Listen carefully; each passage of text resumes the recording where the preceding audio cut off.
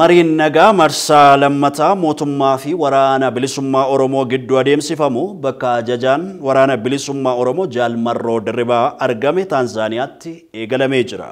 Asaantii Mohammad gabaasa maddeen adda addaa akka nutti dhiyeesti.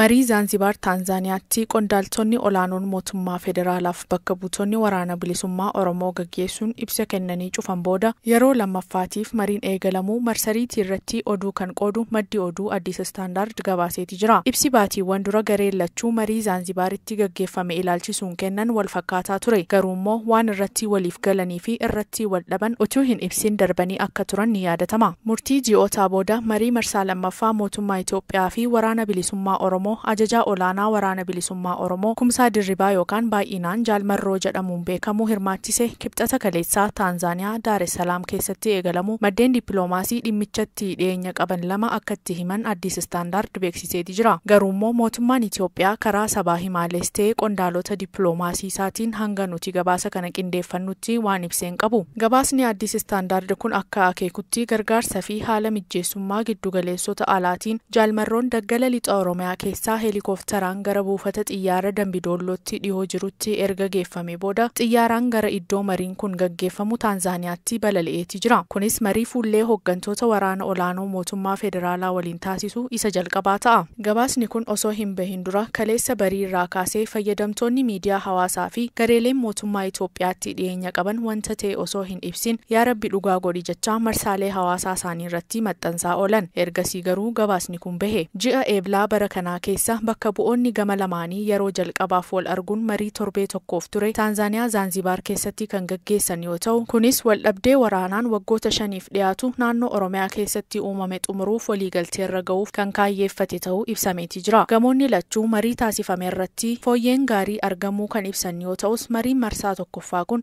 waliigaltee malee xumuramee ture. Mootummaan federaalaa marii kana baay'ee kan jajjabeessu jechuun ibsus garuu marii marsaa kanaa keessatti dhimmoota tokko irratti waliigaltee irra ga'uun hin danda'amne jedheeti jira. Haaluma wal fakkaatuun waraanni bilisummaa Oromoo dhimmoota tokko irratti wal hubannoorra kan hin ga'amne ta'us marii marsaa kanaa irratti dhimmoota siyaasaa ijoo irratti waliigaltee irra ga'uun hin danda'amne jedhee ture. Miidiyaan Addis Standard maddeen dippiloomaasii irraa akka hubatetti qondaaltonni olaanoo mootummaa federaalaa fi mootummaa naannoo Oromiyaa keessaa hammataman akkasumas miseensonni waraana bilisummaa Oromoo bakka bu'an lama torban 3 darban keessatti marii siyaasaa haaromfame taasisuun bu'aa gaarii argame marii kaleessa eegalee qondaaltota waraanaa olaanaa gama lameenii jidduutti adeemsifamaa jiruuf karaa saaqeetii jira. Aangawoonni marii siyaasaa torban 3 darbaniif adeemsifame irratti hirmaatan mariin kun gara waliigaltee mallatteessuutti yoo ce'e akka itti makamanii eegama jechuun maddeen dippiloomaasii ibsa kennuudhaaf hayyama waan hin qabneef maqaan isaanii akka hin dhaamne barbaadan maqaa hirmaattota marichaa osoo ifa hin godhin Addis Standarditti himaniiti jiru. Haala mijjeessitoota marii kanaa keessaa tokko abbaan taayitaa misooma mootummaa gidduu yookaan IGAD barreessaa olaanaa IGAD Dr. Warqina Gabayyoo marii kana keessatti haala mijjeessaa giddugaleessaati kan jedhan maddeen dippiloomaasii kunneen warra walitti dhufeenya cimaa qaban qaamolee mariisisan waliin qabuu fi muuxannoo bal'aa qaban irraa kan ka'e abdiin marii kana marsee jiru daran cimee jira. Hirmaannaan inni marii kana keessatti taasisu garee lamaaniin beekamtii argateera jedhan.